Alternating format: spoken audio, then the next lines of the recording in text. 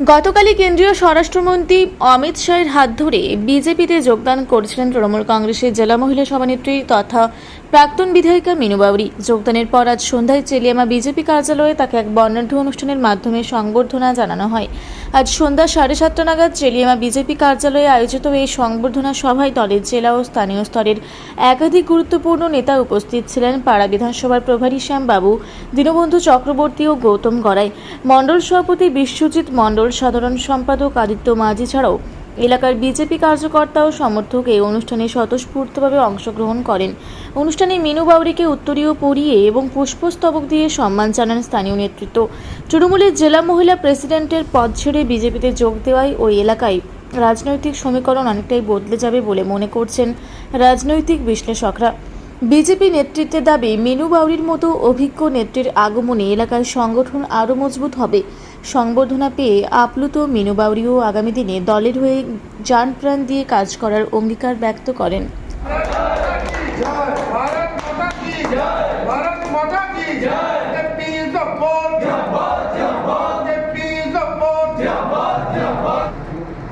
আপনারা প্রত্যেকেই জানেন যে গতকাল আমি ভারতীয় জনতা পার্টির দলে যুক্ত হয়েছি, ভারতীয় জনতা পার্টির একজন সদস্য হিসাবে।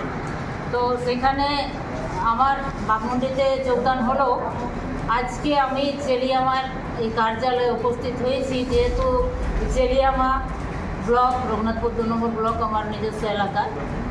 এখন আমাদের ভারতীয় জনতা পার্টির যিনি প্রার্থী আছেন নদিয়ার চাঁদ বাউরি, ওনার হয়ে আমাদের কাজ করতে হবে পাড়া বিধানসভায়। সেই সঙ্গে আমাদের চেলিয়ামার যে সমস্ত কার্যকর্তারা আছেন ওনাদের সাথে আজকে ওনারা আমাকে সংবর্ধনা জানালেন।